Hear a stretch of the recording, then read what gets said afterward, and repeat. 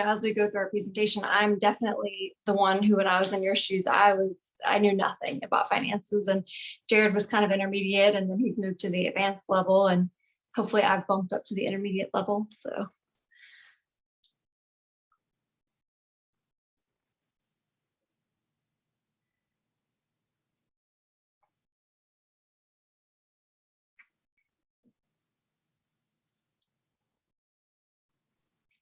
All right. I think we can go ahead and get started with the event. So again, thank you all for coming tonight.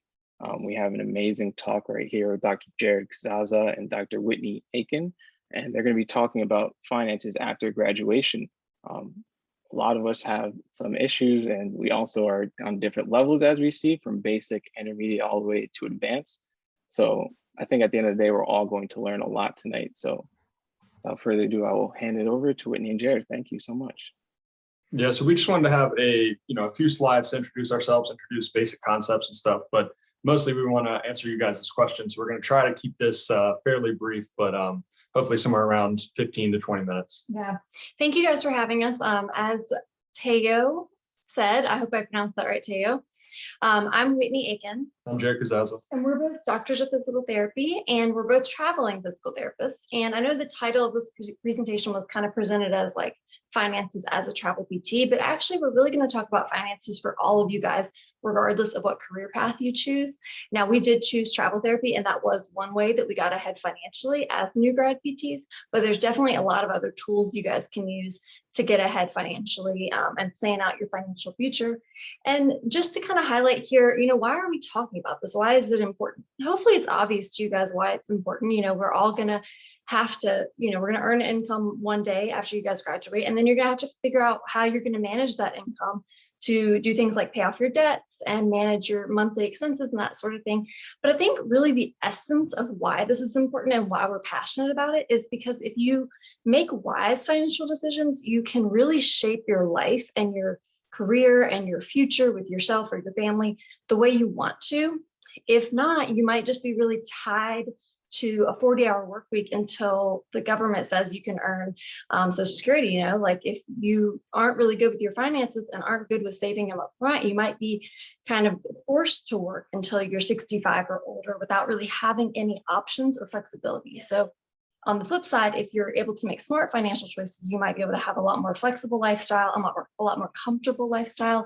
So it's really important to start thinking about these concepts now so that when you get out of school and you have an income, you'll be able to be smart with it. Yeah, working hourly for money is great, or salary for money is great, but even better is to build up a solid financial base with assets that can basically earn you income where replaces the income, so you don't have to work for money. It makes work more optional, and that's kind of the place we've gotten to, and something we want to talk a lot about. Yeah, and I know a lot of you guys will come from different backgrounds. Maybe some of you grew up more fortunate than others, or you had different opportunities.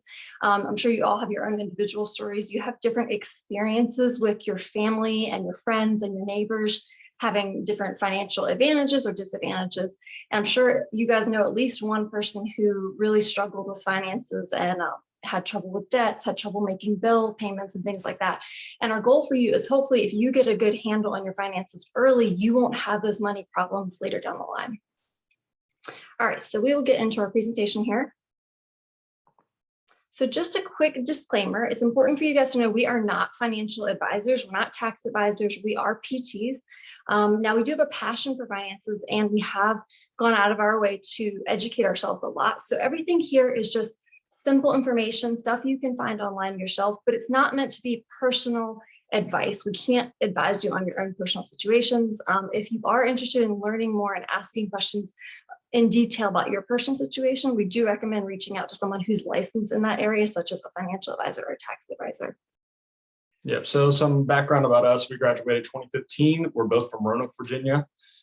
We've been travelers for about 6 years. But it's kind of an on and off thing, which I'll talk about in a minute. We started as new grads though. So right out of school, we've never had permanent jobs. We've only worked as travelers. About 3 years of that, we lived in this fifth wheel camper right here, took that around to assignments with us. That was an adventure in itself for sure.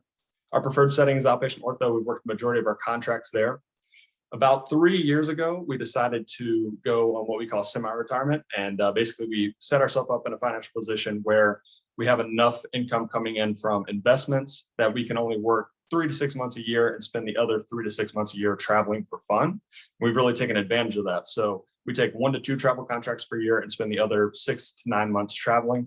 And during that time, we've visited about 45 states, doing a bunch of road trips and stuff, and then have visited about 31 different countries. So we've taken a lot of long international trips. We've only actually worked in about 3 states as PTs traveling, but we've explored everywhere outside of our contracts. About 5 years ago, we started a personal blog, fifthwheelpt.com, talking about our travels, and I also write a ton about finance there. So if you're interested in finance, that is definitely the site to check out. And I've also charted my progress towards financial independence, which some of you guys may be interested in. And then a couple of years ago, we started the website Travel Therapy Mentor, which probably is where some of you guys know us from, where we write specifically about travel therapy and help new travelers get started.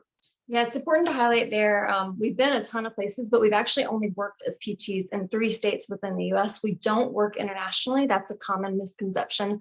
A lot of people will see on Instagram, like our pictures traveling all over the world. And that's just for fun. And it's because, like Jared said, we've been able to build a flexible lifestyle through a career in travel therapy, because at a permanent job, you can't necessarily just take off for 6 months and go travel the world. You know, you have to be at your job every week. So we've been able to use that career choice to create lifestyle flexibility and also financial flexibility. So that's pretty neat. And that's one reason that we absolutely love travel therapy. But again, as we move forward in our presentation, we'll show you guys ways that you can be smart with your finances, whether or not you choose to go into travel therapy or you pick a standard permanent career. So as a general overview here for you guys for making smart financial choices after graduation, it really just boils down to a few key points. No matter what what career you choose as a PT or PTA, the important things here are try to maximize your income, right? Like we all want to get the highest paying job we can, right? And that may not happen right away as your very first job, and that's fine. We'll talk about some other ways that you can work on maximizing your income. The other side of the equation is reducing your expenses, and that is somewhere that you can make a difference in your life, regardless of how much money you make on your paycheck every week. Part of reducing expenses might be keeping a budget, depending on what type of person you are and what type of relationship you have with money. Some people need to make themselves budget really strictly. Other people don't. So that'll be a very personal decision, but that's part of reducing your expenses is budgeting there. Now, what to do with that money when you have it? Investing and working on reducing your debt. So there's a ton of different ways we can talk about that you might choose to invest, but the key point here is starting to invest and starting to think about investing early in your career instead of worrying about it later in your career, because we'll talk about some advantages of investing early. And then the last thing, reducing your debts. Of course, most of you probably have some student loan debt, maybe not all of you, and maybe we'll have varying levels of student loan debt. I know I had a ton. Jared had kind of like a moderate amount for a DPT degree, but in all, you definitely want to focus on reducing your debts early in your career to get into a better financial situation. Yeah, so basically this is all of personal finance. So as a broad overview can be boiled down to this slide here. Essentially, you have your income minus your expenses equals your cash flow. So the higher you can have your income, the lower you can have expenses, the more money you have left over at the end of the month. And then putting that extra cash flow, the money you have at the end of the month, towards productive uses is what builds wealth. And that basically the 2 things you can do with that is either increase your assets or decrease your debts. So assets are things like cash, stock investments, house, vehicle, property, all those things. Your debts are things like your student loan, the mortgage on your house, the loan on your car, credit card debt, those types of things. So this is really a basic overview. This personal finance in itself is very simple. And then each of these things can be boiled down into a million hours of nuance, but as a basic overview, that's pretty much all there is. And if you take your assets and you subtract your debts, that equals your net worth. So all of those things there, add them all up, subtract all the debts that you have, and that will equal your net worth. That number is the most important number in your financial life. And that's what you want to keep track of, is your net worth over time. If your net worth over time is going up, you're doing well. If your net worth over time is going down, then you probably need to change some things. So basically, a way to think of net worth is what you own minus what you owe. And that is really the foundational principle of personal finance. And for the majority of you guys right now, when you have a lot of student loan debt and you don't have a lot of income or assets, your net worth is going to be actually a negative number, and that's fine. We all have to start somewhere. I definitely started with a huge negative net worth when I got out of school with the amount of debt I had. Now, when we say tracking your net worth, there are some ways that you guys can do this. It's really cool that we live in an age of the internet, because it used to be if you wanted to track those types of things, you would have to either write it down and understand it on paper, or you would have to use spreadsheets. Now there are tons of websites where you guys can track this kind of stuff. There's a website called Personal Capital. There's one called Mint, M-I-N-T, where you can plug in a bunch of numbers. You can say, these are all the debts I have. These are all the things I own. You can link your bank account to there. You can link your investment accounts to there, and it will track over time which way your cash is flowing and which way, is your net worth negative, positive, and you can see it moving in the right direction, hopefully. So those are some cool online tools to use. So let's talk a little bit about how you could reduce expenses. Oh, and I'll also point out that throughout the presentation, we included some pictures from some of our travels, both in the US and abroad. This is a picture when we were in Thailand. So in talking about reducing expenses, I highlighted some key categories of expenses that we're all going to have in our lives. And these are essentially broken down from highest expenses to lowest expensive for most families. So we have taxes right there at the top. And I think that a lot of people don't think about taxes as being an expense, but they really are. And a lot of people think of taxes as something that you can't control, right? Like if we make a higher income, we're going to get taxed higher because of the way the US tax brackets work. However, there are ways that you can reduce what we call your tax burden, or how much you have to pay in taxes every year. So the more you can learn about that, the better you're going to come out ahead at the end of the day, the end of the year, and the end of, towards your retirement. One way you can reduce your tax burden is by contributing to what are called pre-tax accounts. So this is when people tell you, contribute to your 401k, your IRA, your HSA. These are retirement accounts. So basically you're putting money in them that you can have later. You can't have it now. There will be penalties and fees you have to pay if you try to take it out now. But if you wait and use it in retirement, you basically paid yourself, and you've also reduced the amount of money you've had to pay on taxes that year that you contributed. So pretty cool. Another big expense that every family, every individual is going to have are housing expenses. So one thing we want you guys to think about while you're still students is when you get out of school and you get your first job and your first big paycheck, and now you're like, wow, I got all this money coming in. I can buy a house. I can buy a car. I can buy all these things. We want to encourage you to think about delaying gratification for a little while you get your finances in order. So don't necessarily go out and sign up for the biggest mortgage that the bank says you can afford, because then you're going to be shelling out so much money in mortgage every month. So think about continuing to live with roommates for a little while you pay down some of your debts and start investing. If you want to get a house, think about maybe getting a smaller house or a lower mortgage. Be financially savvy there. You could also do some things like rent out a room in your house on Airbnb, or we highlight something called house hacking here, which would be like buying a multi-unit property like a duplex and renting out the other side. So there's some ways that you can get creative to save money on your monthly housing expenses. Another key point here is transportation. So things like buying a car and gas and repairs and things like that.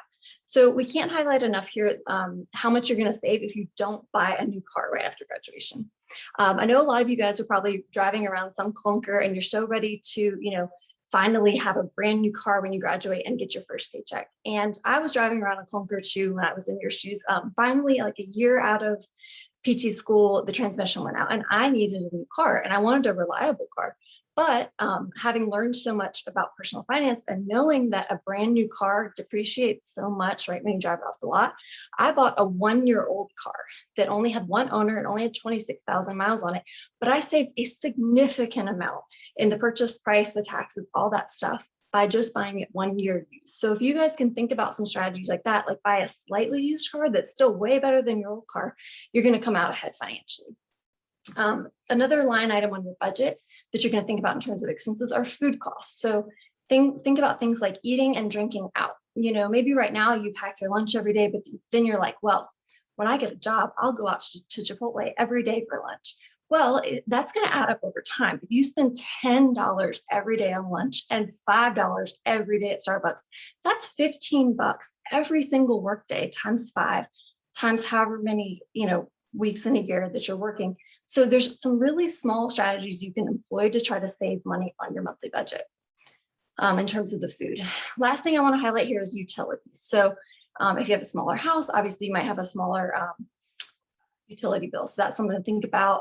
Some people these days are skipping things like those high cable bills, just using streaming services. There's a lot of ways there that you can reduce your utilities. The other one is like cell phone plans. Instead of going with some of the bigger carriers like Verizon, T-Mobile, Sprint, and all those, there are some really cost-effective, lesser known carriers. If you just spend 30 minutes Googling this stuff, you'll find some really comparative ones that use the same towers. You're going to get the same benefits at a lower price. Yeah, and the important thing to highlight here is all of these things are cumulative. So you might not make a huge difference in any of these categories, but if you make a small difference in each of them, it adds up to a big difference in your total expenses, which, that leads to a much higher net worth over time. Right. Because if you're somebody who you're like, you know what, I'm going to buy a car.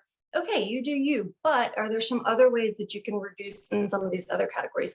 Or you're the person who's like, I draw the line at Starbucks. Fine, draw the line at Starbucks, but can you make a difference in some of these other categories, right? Yeah. All right, so the flip side of the equation is maximizing income, right? Like we all just want to make $200,000 plus a year. Unfortunately, most PT jobs don't pay that much. So, you can still make good money as a PT or a PTA, but it might just depend on where you live, what jobs are available at the time of you graduating, and that sort of thing. So one way that we use to try to make more income as a PT is we chose travel therapy. And we're going to show you in another slide here how much more you can make as a travel therapist. So that might be one strategy you guys choose. There's a ton of people who get into travel therapy only for the first couple of years of their career, and then they use the extra money they make to pay off their student loans right out of the gate, and then they move into a permanent job. Or some people do it vice versa. They'll work for a couple of years, get experience, and then try travel therapy for a couple of years to make some extra cash, pay off some debts, put some money aside into savings, see the world. So there's a lot of strategies there that people use, but bottom line, there are financial benefits to choosing travel therapy. Now, what are some other options? Home health definitely pays the best in terms of standard PT jobs. Sometimes cash-based practice PTs can make a lot of money, but there is money that you have to put in upfront and a lot of work there. So you may not come out ahead right away, but maybe in the long run you will. But it depends on you and it depends on your career goals there. Now, another way that some people are able to make a lot of money as physical therapists, especially early in their career when they're willing to work hard and kind of hustle in the beginning, is having a PRN job on the side in addition to their standard job. Now, this is one way that some people kind of tend to burn out if they're working 6 to 7 days a week. But if you're really focused on your financial goals early in your career and you just pick up a few hours on the weekends, like say you do a few evals on the weekends in home health or SNF, you could make a lot of extra money on the side at a job that could pay 50 or 60 bucks an hour. In addition to that, you could also potentially have the potential for overtime hours at your standard permanent job. So that's another way that some people earn more cash. Some people also choose to, pursue advanced certifications so they can strategize and negotiate for more money when they're applying for jobs. Now, if you go out and you get your OCS or your GCS, it may not right away lead to more money, but maybe in the future it could when you're switching jobs and you're negotiating salaries and that sort of thing. Now, the last thing I want to mention here is side hustles outside of physical therapy. So some people are really burnt out with just doing their regular 9 to 5 at PT, and they're like, I want to earn some extra cash, but in a different way.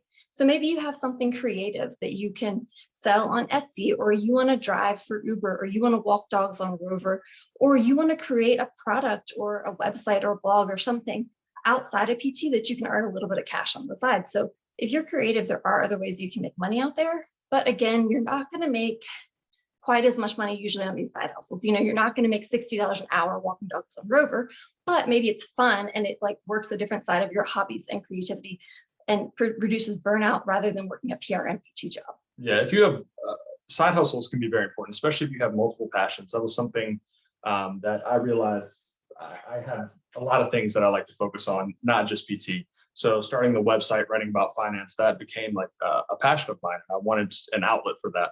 And if you can create a side hustle around your passions, that is a great thing to do. Yep. So lots of different ways here you guys can think about maximizing your income. There is a picture of us hiking on a travel assignment in North Carolina. All right. So some of you guys may be interested in travel therapy pay. In general, we usually tell people that ask us about travel therapy and how much more lucrative it is than permanent jobs, usually can make somewhere between 1.5 to 2 times as much as a permanent position. Now, obviously, this varies a ton. One of the big things that varies based on is how many weeks per year you work as a traveler, because it's kind of your own decision there. Once you finish a contract, you can take as much time as you want off. So if you're working more back-to-back contracts, working 50 weeks a year, you're going to make a lot more than if you work 40 weeks a year. So that part of that's up to you. Another thing that it depends on is what location in the country you want to work in. The West Coast generally pays well, very well. And then also usually rural areas pay better than urban areas. And that's just because the rural areas are less desirable for most people. So there's less competition for those jobs. They generally pay a little better. And it also depends on what setting you work in. So home health pays extremely well for travelers. Skilled nursing pays very poorly for travelers. So if you're a skilled nursing therapist, you might not make as much as a home health therapist for travel assignments. But in general, the range is going to be somewhere between $1,400 to $2,200 a week after taxes. And that after taxes is the important thing to highlight there, because part of that comes from your non-taxable stipends that you get for housing, meals, and incidentals. So part of your pay as a traveler is taxed and part of it is non-taxed to help offset some of the expenses that you incur. Travel PTAs, they usually range somewhere between $1,000 to $1,400. And that we mentioned here, so there's a really wide range there, but most jobs kind of fall somewhere in the middle to lower end of that range. You might find some really high paying jobs, like a home health job in a small town in Alaska is going to pay probably really well. You might get $2,000 to $2,200 a week there, but most jobs are going to be on the lower to mid end of that range. And that's the same for PTAs as well, probably more in the $1,000 to $1,200 range. So to compare this to like a permanent job, new grad salary of about $6,800 or $68,000 seems to be pretty common from what we've seen, all the new grads we talked to. After taxes, that would be about $980 a week. And for a PTA salary, about $45,000, that'd be about $605 per week. So you can compare that to how much you'd bring in weekly as a traveler to look at the difference there. And yeah, in general, it's going to be 1.5 to 2 times as much, depending on all those factors. So as a comparison here, it's hard to understand how travel therapy pay works, because if you talk to anyone who has a permanent job, they usually talk to you about it in like a salary number, like this $68,000, or, maybe if you have a really good PT job, you might make somewhere in the 80s or the $90,000 per year. Whereas travel therapists, we get paid on a per week basis because we might only work 10 weeks or 12 weeks or 16 weeks at a job. Yeah, the thing that I mentioned there with half of the pay being taxable and half of it being non-taxed makes it very difficult to compare your pay as a traveler to a permanent position or an hourly, like a salary or hourly position. And that's because when you're talking to someone that's working an hourly or a salary position, you get a job offer, that's always pre-tax numbers. So that's before any deductions for taxes, state taxes, local taxes, national taxes. That's always a gross number, whereas travel pay is always talked about in an after-tax number. So that's why we usually in the travel world, we talk about pay in weekly after-tax amounts instead of like an hourly or a salary amount, which can be confusing to some new travelers. Yeah, so just as a quick example here, if in order to make that type of money after taxes at a salary job, you would have to get a salary job making over $120,000 a year to bring home after taxes approximately like $1,600 a week. Yeah. So as you can see, it can be pretty lucrative. But again, we're not going to go into too much detail on all this because some of you guys may not choose to do travel therapy. If you want to know more about this, we've got a ton of educational information on our website at traveltherapymentor.com, where we run through examples of how the pay works and break it all down. And we'd be happy to answer any deeper questions on that. But just to give you guys an overview here, you can definitely make more as a travel therapist if you decide to go that route. Yeah. So we want to just give a quick note here about the benefits of investing early in your career. So regardless of whether you choose travel therapy or what job you're choosing, when you have money right when you get started in your career, if you can just put a little bit aside, it's going to make a huge difference. Why? Because of this thing called compounding interest. So compounding interest gets us all whether we want it or not. Compounding interest is how our student loans accumulate interest over time. And then on the flip side, it's how your investments accumulate interest over time. So student loan debt or credit card debt, any kind of debt, the lender is accumulating interest. So you're paying them interest and it's not linear. So the way that compounding interest works is the first year, say you have a debt of $100 or an investment of $100, you make interest on the $100. Year two, you make interest on the $100 plus the interest from the first year. Year three, you make interest on the $100 that you put in plus the interest from years 1 and 2. So it's not linear. It's more like exponential almost in a way. It's compounding and it's a little hard to understand. Yeah, and compound interest is one of those, when you just say it like that, it doesn't sound that impressive. But Albert Einstein has a quote, compound interest is the eighth wonder of the world, because our minds don't think in an exponential way. But really, that's how it works. Like later on in your career, that money you save at 24 or 25 years old is worth way, way more when invested than any money you put in at 60, because it's grown all that time. So the reason we want to highlight this for you guys is probably the only thing on your mind right now is when I get out of school, how am I going to pay off my student loans? You're probably not thinking about investing right away, but we want to encourage you to think about both, because if you only focus on paying off your debts for the first 1 to 5 or 1 to 10 years, and you say, I can only focus on this, I don't have any extra money to put aside, and you wait until year 5 or year 10 to start putting any money in your investments, you've missed out on 5 or 10 really good years to be benefiting from compounding interest. So we're just highlighting this to point out to you guys that even if you can only put in just a small amount, just a couple $100s or just a couple $1,000s in the beginning of your career, it's going to make a huge difference. So don't wait until you're 30 or 40 to start investing. Yep. So investing, investing is an interesting thing because it can be as simple or as complex as you want to make it. There are people that put their entire life's work into real estate investing or value investing or momentum trading and all of these things. You can make it very, very complex, or you can make it very, very simple. We don't want to go too much into investing in general. I mean, there are at least 10 different asset classes and different ways that you can invest. We personally choose a pretty simple index fund investing strategy where we just kind of buy and hold, no trading, no things like that. And the reason is because we can focus our time more productively on earning more income to invest instead of spending our time actively managing investments. That's what's worked very well for us. And it really depends on your own situation, how much time you actually want to spend on your investments. If you want to make it into a part-time or a full-time job, you can definitely do that and get very complex with it, but you don't have to do that. So don't be discouraged if you don't have 20 hours a week to spend on your investments. You can really go with a passive approach and still do very well. At minimum, though, you want to enroll in a 401k and at least contribute up to the match. That's free money that you can get. So as soon as you graduate, even if you're really dead set on paying off your loans as quickly as possible, at least do that, because that is an instant 100% return on your investment.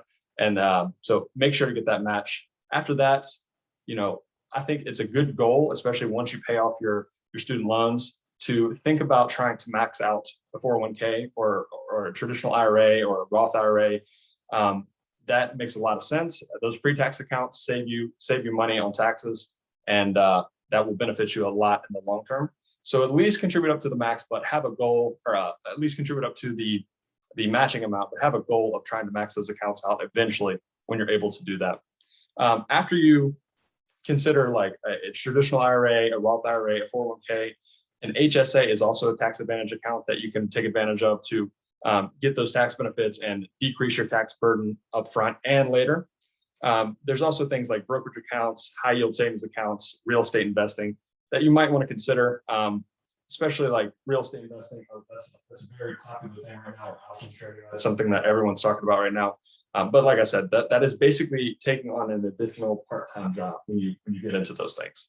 And I just want to point out for those of you guys that are kind of at the beginner finance level, I was 100% at the beginner finance level. I didn't even know what a lot of this terminology meant at all when I was a student. And I can remember very clearly, we went to a presentation when we were students at one of our student conclaves in Virginia, and we had a finance presentation there. And the presenter there got into talking about all this stuff about 401ks and IRAs and what's the difference in a traditional and a Roth. And I had no clue, like it was so beyond me. So that's why I put over here on the left in all huge letters here. It does not have to be complicated. The bottom line here, guys, is just save your money in the beginning. Put some money aside. Even if you literally just put it aside in a savings account, like just transferred it from your checking to your savings, that would be better than nothing. The next layer of that would be just at minimum when your employer, when you get your new job, your very first job, and they send you the package that says, hey, sign up for a 401k, sign up for it and just allocate, like you're just going to say on your initial paycheck to put aside a small percentage of your money, and it just disappears from your paycheck before it ever even comes to you. They pull it out for you. It goes into your 401k, and then you just have to log in there like maybe once a year and look at it. And then once it's in your 401k, a 401k, I had no idea. It's literally like an online bank account. Like it's an online platform. When it's in there, it can just sit there in what's called a money market account, which is kind of like just a savings account at Wells Fargo or something. But you can go in there and you can say, I want it to be invested in whatever. And it might be, you don't want to put it all in like Apple stock or, what's another, like PayPal or something. You don't want to put it in one individual stock. So when Jared said we put it in index funds, what it means is once it's sitting in your 401k account, you just go in there and you say, I want to allocate it to this index fund. And what that means is it's just spread across a ton of different stocks and bonds. It's not just in one, just stocks, a bunch of different stocks. And that's good because you're kind of like diversified. So even if like that's too complicated, it's really not. It's just spend maybe 30 minutes learning about this, allocate it into your 401k, and then don't even look at it. And if you're somebody who wants to delve deeper into learning about how to maximize and take advantage of different investing, you can. But the bottom line here is just try to put some money aside, because a ton of people don't put any money aside. They put no money aside. And if you aren't putting money aside in your budget, then it can't grow, right? So the bottom line is just at least put some aside, and then you can kind of figure out the details of how it works later. All right, so if you guys want to do some further learning, kind of delve deeper into this stuff, you can invest a small amount of time to learn just the basics. If you really don't feel comfortable with it, some people would rather reach out to a financial advisor, which is totally fine. What we would recommend is, say you get a financial advisor, there's different types. Some of them do what's called assets under management. What that means is they manage your assets year after year after year, and they take a percentage of what returns you make. And it makes them a little more biased because they might tweak where they're putting your money for you based on, what they think might earn them more. Instead, what's best to do is just go to somebody who's just going to charge you like a one-time fee. Maybe it's one and done. Maybe your very first year of your career, you pay this person a one-time fee for them to explain some stuff to you and help you get your account set up. And then maybe you never pay that person again. Or maybe you pay to have a one-time-a-year meeting with them just so they can say, oh yeah, you're still on track. That might be a good idea for you. But if you guys do want to learn more on your own, we have some resources on our website at fifthwheelpt.com/recommendations. See if I can open that for you guys. And it's just some like finance books and podcasts and things like that. Can you guys see that resources page? Did it pop up? Yeah, I'm sure. Yeah, thumbs up, no. No, okay, let me real quick change the screen share. Okay, can you see it now? Cool. Okay, so this is on our website at fifthwheelpt.com. It's just our blog. And Jared, again, is super passionate about all this stuff. So over here under other external resources, we have some resources here for travel therapy.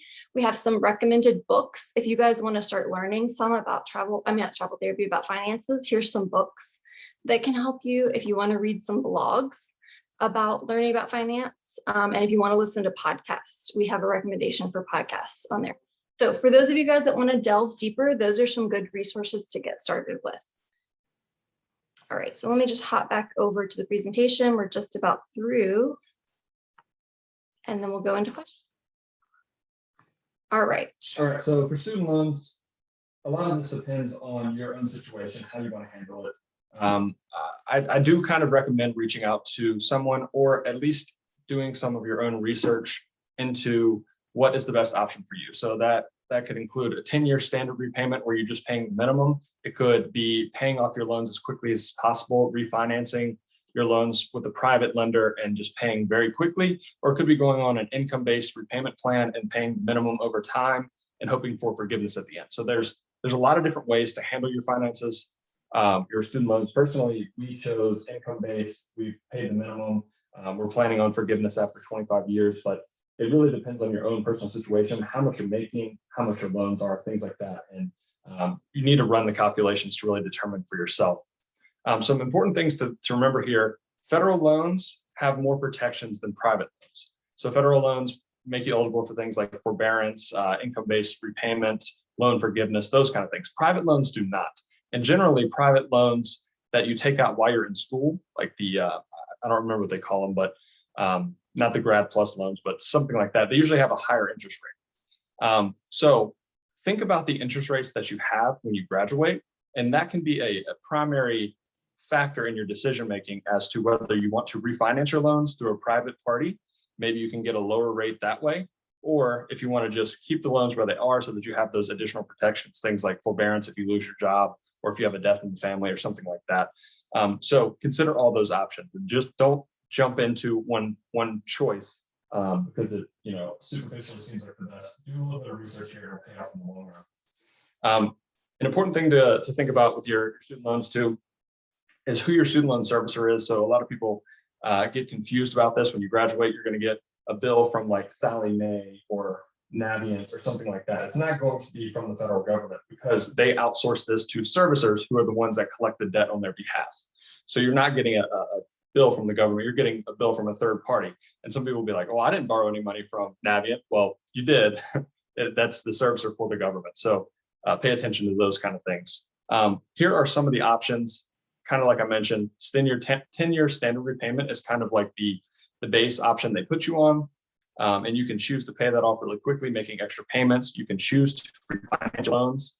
And it's important to think about here the difference between refinancing and consolidating.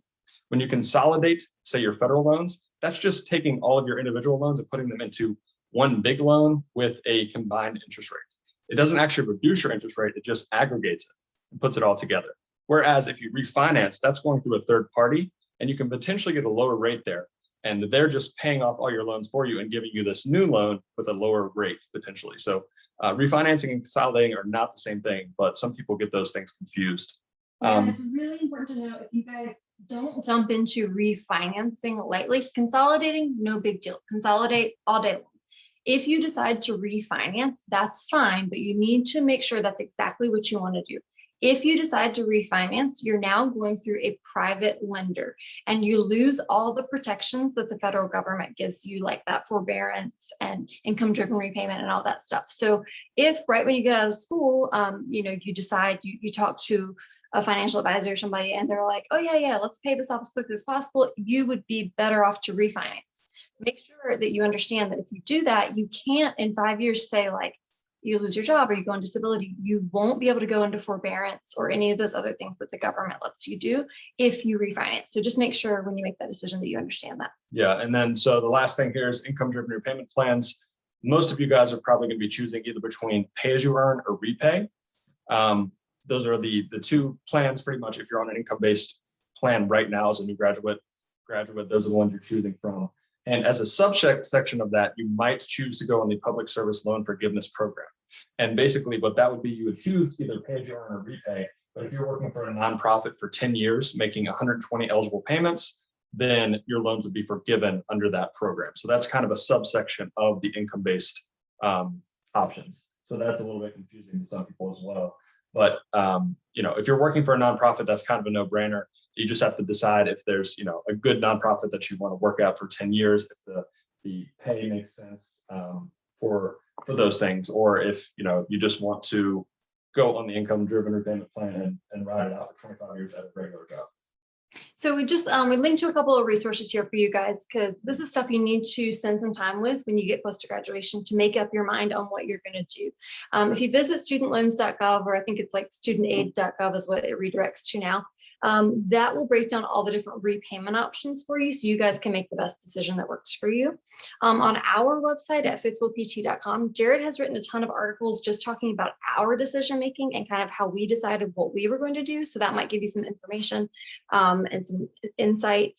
We also have articles on there about investing and finances in general. There's a website we like called FitBucks. They offer free resources like loan calculators, so you can run different scenarios and numbers to say, like, if I went on the income driven repayment option, what would my payments look like, and things like that. And then they offer some paid services too, so they can do like financial advising if you want to pay them to be your financial advisor or help you with refinancing. But they do have some cool free tools on their website that we like. Yeah. All right, so just to kind of wrap up here with everything we talked about before we get into the questions, there's a lot of really simple personal finance strategies that you can use to set yourself up for a better financial future, as long as you guys start thinking about it now and just putting a little bit of foresight and a little bit of time into learning. Small changes you make early in your career can really make a big difference in the end. Whether or not you choose travel therapy or just a standard career path, small optimizations can make a huge difference, and getting a head start on your finances early in your career will likely be one of the best decisions that you ever make. So you don't end up being one of those people who's just like in debt forever and says, oh, I'm just bad with money. You don't have to be that person, but put in a little bit of time now to learn about it. So before we get into questions, just here's an overview of our contact information. You guys can, check out our Fifth Wheel PT blog, where we write about our own travels, and Jared writes a lot about finance. Our travel therapy mentor site is specifically for those of you guys who are thinking about going into travel PT. You guys can follow us on Facebook and Instagram. That's where I post a lot of our cool pictures and some information about travel therapy. It's at Travel Therapy Mentor, and there's our email address if you guys want to get in touch to ask questions after today's session. But we'd love to open it up for questions, however you guys want to do that, whether it's through the chat or ask live.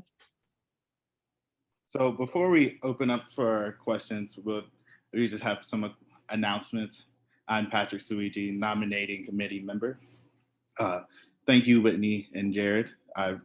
Great talk. So let me just go into these announcements.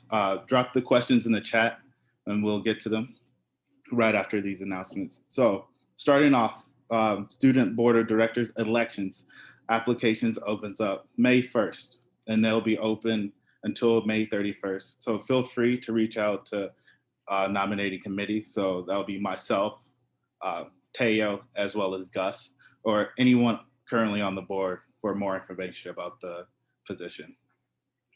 We also have a DEI project committee. So the student board of directors are seeking 10 members. Applications due April 30th, so they're coming up quick. Goal is to foster a DEI toward developing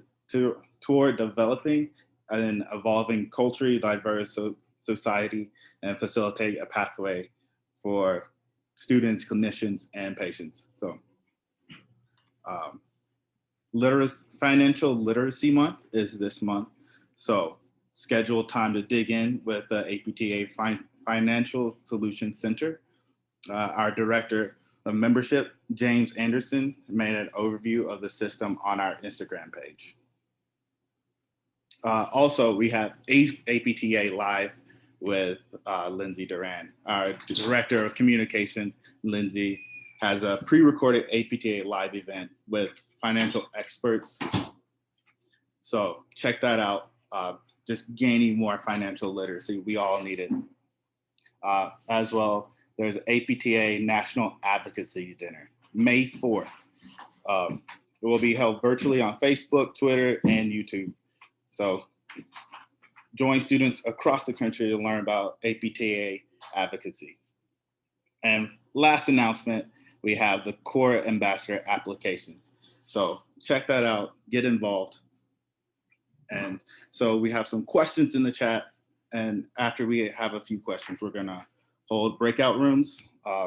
Whitney and Jared, feel free to join afterwards for the breakout room.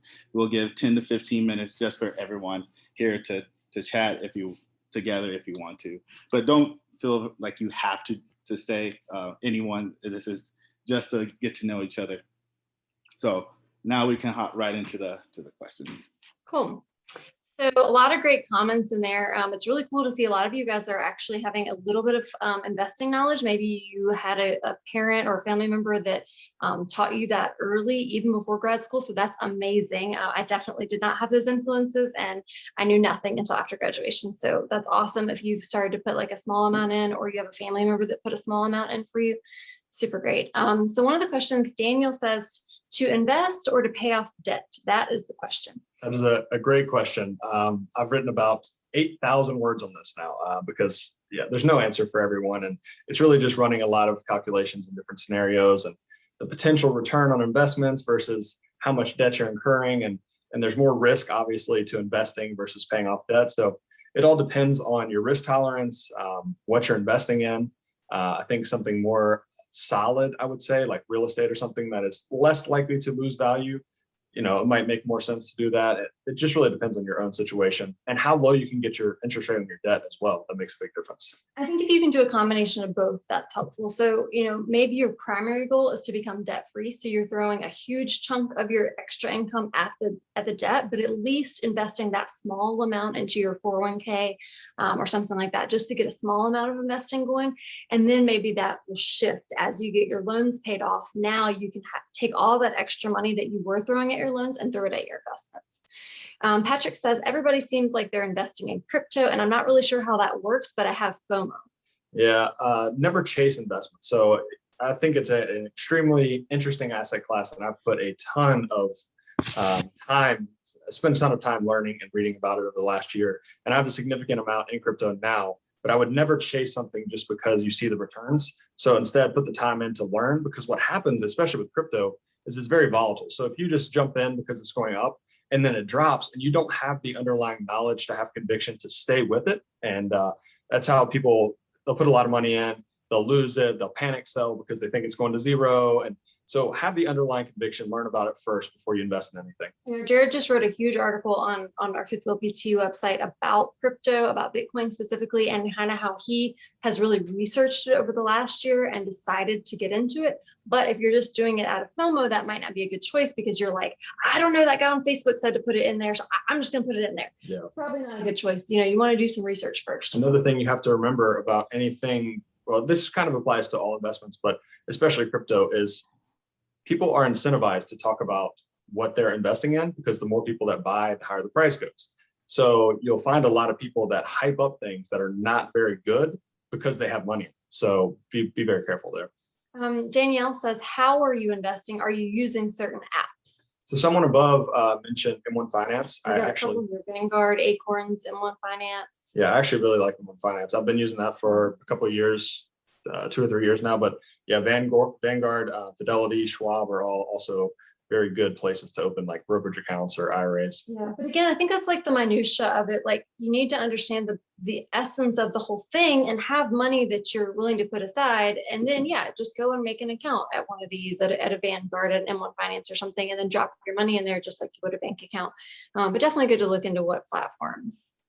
Okay, so here's a great question. Ryan says, can you work for a nonprofit while you're traveling, or would all travel companies be for profit? And the reason why Ryan is asking this is because he's wondering probably about the PSLF, the Public Service Loan Forgiveness. Because if you look at all the repayment options, like that one seems like the best, right? If we can just have our debt forgiven after 10 years, why wouldn't we all do that instead of the one that's 25 years? Yeah, so you cannot. We looked into that a ton when we started traveling. Because even if you're working, so what I thought initially was, hey, we'll just work at nonprofit hospitals on all our travel assignments, and that will count towards public service loan forgiveness. We'll do that for a few years, and then we'll only have 7 more years to go. But it doesn't work that way, because even if you're contracted through a nonprofit, you're still working for the travel company, and the travel company is always going to be for profit. There's like 100 travel companies out there, all of them are for profit. So even if you're working at a nonprofit facility, if you're a traveler, you're still going through the travel company. So it doesn't work that way. Yeah. We wish it did. So bummer, but not the end of the world. We're still making it work. We're on repay right now, and it's working well for us. And again, like we don't have enough time necessarily tonight to go into all those decisions. But Jared's got a ton of articles deciding why we decided to go with an income-driven repayment instead of paying it off quickly.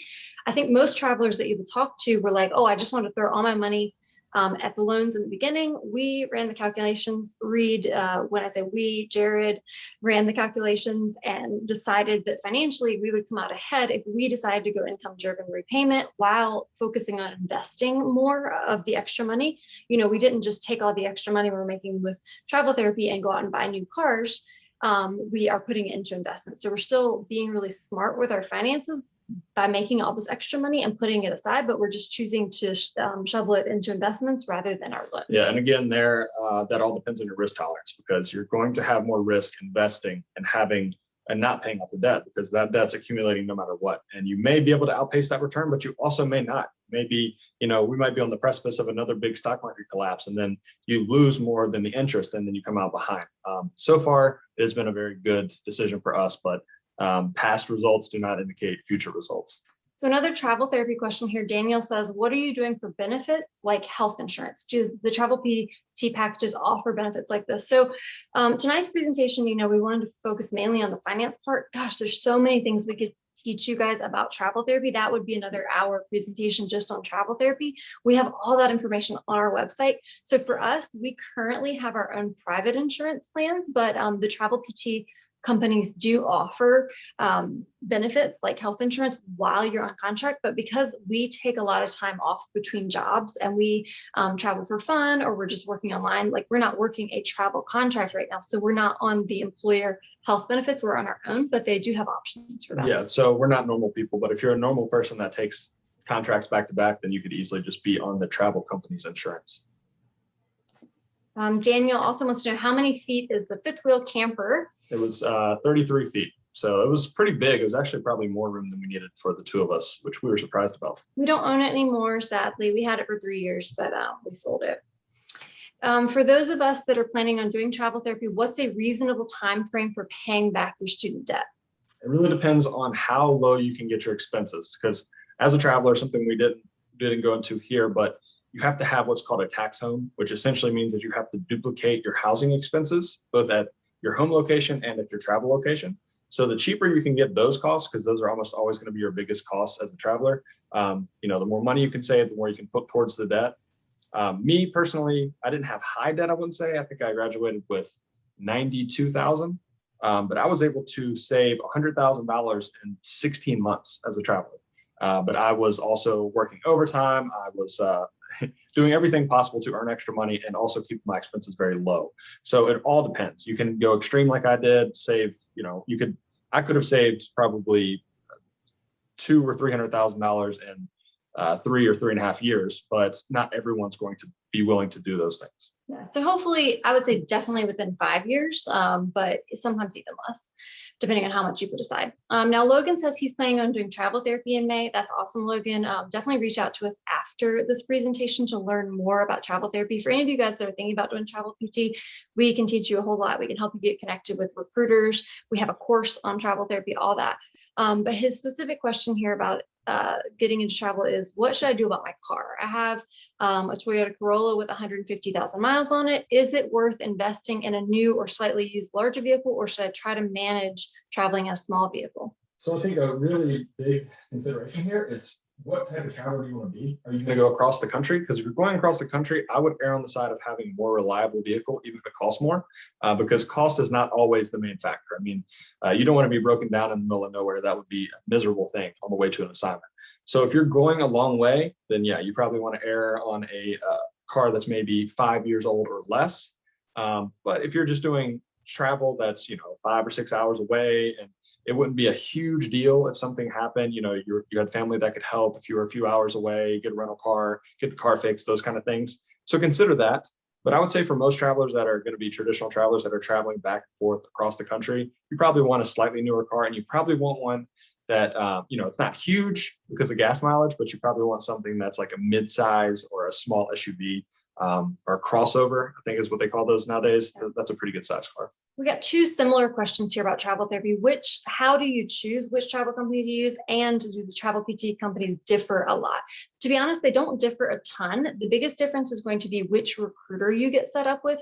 They obviously all do have a little bit of differences. But again, if you guys want to reach out to us for specific advice about certain recruiters and certain travel companies, on our website at traveltherapymentor.com, if you click at the top, it says recruiter recommendations. We can help get you guys set up with ones that we recommend. There's over 100 out there, and we have probably interviewed at least a few dozen of them and then narrowed it down to about 8 or 9 that we like and we recommend to others. So we can help you with that decision making. Yeah, just to add on to that though, they do differ. One way that or a couple ways they differ. Bigger companies generally pay less than smaller companies because they have higher overhead. But bigger companies also usually have more job options than smaller companies. So depending on your situation and where you want to work, there's no one answer for everyone. So say you're traveling as a couple like we were, job options are very important for us. We need to find consistent work. And that's even more important than getting the absolute highest pay, because if we miss out on several weeks of work because we can't find jobs, that's a terrible thing. So, but if you're a single traveler and you're willing to work in any setting, then maybe choosing a small company where you can make a lot of money is better. It all depends. So we'll answer this last question, then we'll turn it back over to you guys for the next move. So Molly says, so do you go from company to company per assignment, or is it the same every assignment? That's a good question, Molly. So we recommend that you have what we call like a team of 3 different companies. You're basically an independent contractor. So you can choose to go with whichever company you would like to go with for every assignment. You could switch from company A to B to C to D to E to F every assignment if you wanted to. Some people choose to stay with the same company assignment after assignment because it's just more easy. It's easier with consistency, with benefits and all that stuff. But it's a good idea to keep your options open by staying in contact with about 3 so you can compare job offers for each and every job search. But with that said, we usually would tend to kind of have like our main one that we liked the most, but we would, every single job search, we would go back to recruiter A, B, and C and say, hey, what do you have this time? And keep your options open. And the reason for that is probably 80 to 90% of the jobs are overlapped, but some companies have exclusive contracts that are not overlapped. So say we want to work with this company, but this one has 2 jobs that work really well for us. We would go with the company that has the really good jobs, even if it's not our first choice. So that's why you want to be in contact with a few different companies. Yeah, great questions, guys. Right. I think we're going to end tonight's discussion. Thank you so much, Whitney and Jared. There were a lot of gems that were dropped tonight. I realized I definitely need to stop spending all my money on Chipotle and put it towards other things like investments. So thank you so much.